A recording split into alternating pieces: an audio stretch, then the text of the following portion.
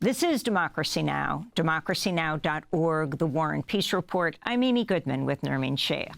We end today's show looking at a major new Washington Post expose titled Money War, How 4 U.S. Presidents Unleashed Economic Warfare Across the Globe. The Post reporting examines how the U.S. has increasingly relied on economic sanctions that have left collateral damage across the globe.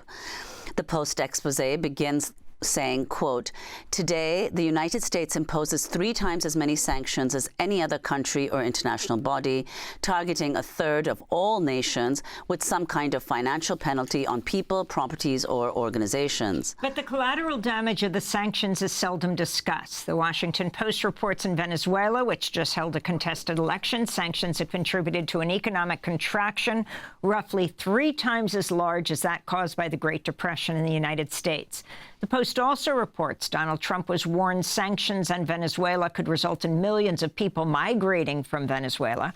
We're joined now by Jeff Stein, co-author of the Washington Post expose and White House economics reporter for the Post. Why don't you take it from there, Jeff? In this 5 minutes that we have together, talk about making the Venezuelan economy scream.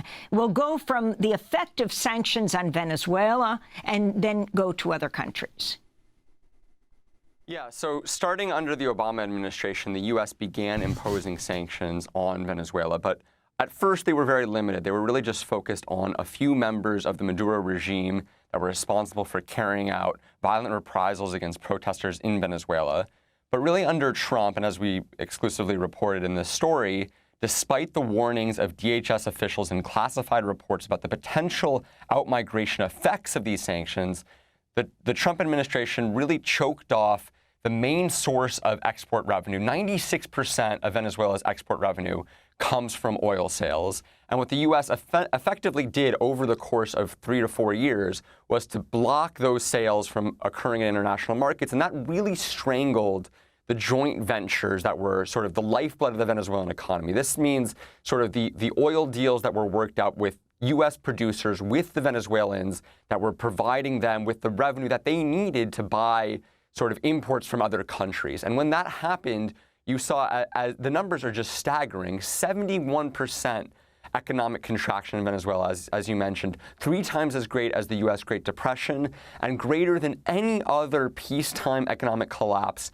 recorded in modern history, greater than many other economic collapses of countries at war, including Ukraine after the Russian invasion, or Iraq after the U.S. invasion in 2003. So this is a cataclysmic event, and economists go back and forth, and it seems clear to me from my reporting that the economic collapse in Venezuela predates U.S. sanctions. Venezuela had inflation of over 800% before Trump really tightened the screws on the Venezuelan economy. But there is also no doubt that these U.S. measures made the economic situation in Venezuela worse, and at the cost of while despite that cost, did not push out Maduro's government, and obviously Maduro still remains in power today. So can you say, Jeff, I mean, this is Venezuela's case, but also elsewhere, how effective have U.S. economic sanctions been? I mean, there was a time, which you point out in the piece, with apartheid South Africa.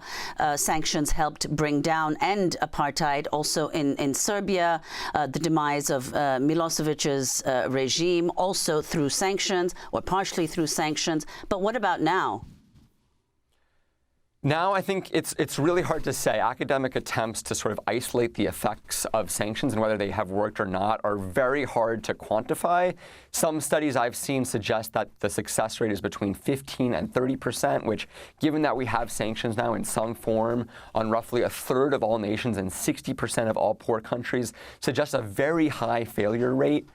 We look in the piece at Cuba, Iran, Zimbabwe, Venezuela, Afghanistan, Syria. These are tens of millions, if not hundreds of millions of people who are being affected in some form by U.S. sanctions, where the regimes that the U.S. are intending to target have not changed hands, have not surrendered their hold on power. And maybe, the U.S. will say that these sanctions are still better than not having any measures because they deprive these regimes of funds at their disposal that they can use for, what the U.S. would say are pernicious activities that the U.S. does not want to see. But at the same time, in terms of actually leading to changes of regime, we don't really see that very much. And many critics will argue that, in fact, sanctions actually embolden and empower the people in charge, these regimes in charge, because they curb civil society, they reduce the power and the clout of private sector actors that often form a rival power base to the sanctioned authority, these regimes in charge. And so in case after case, we see very legitimate, it seems, criticisms of these sanctions regimes. And what about Iran, to say the least, very much in the news today? The effect of the U.S. sanctions, and also how when the U.S. imposes sanctions, they also pressure other countries to do the same, of course, as we see in Cuba.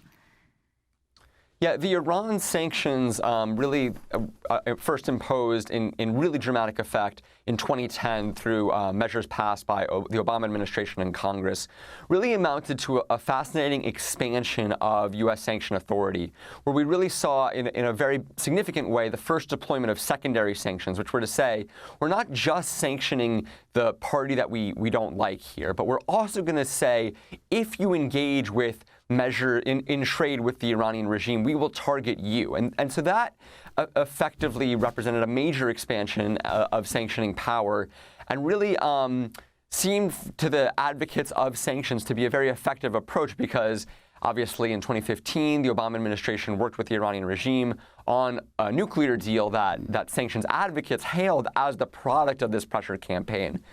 That said, the U.S. under Trump pulled out of that deal. And so any people who say that the Iranian sanctions under Obama were successful have to contend with the fact that we abandoned as a country that deal quite quickly and left the Iranians in the lurch, and have since then seen the Iranians work with Russia, work with the Cubans, work with other powers that the U.S. is opposed to on forming rival financial networks that leave open the question of whether there's even the possibility of further Iran sanctions being effective now that they've formed all these rival sort of trading networks that operate sort of as a shadow trade system to what the U.S., the sort of Western financial system that is the predicate for punishing Iran via sanctions. And Jeff, very quickly, we have 30 seconds. What happened to the 2021 plan to overhaul the U.S. sanction system?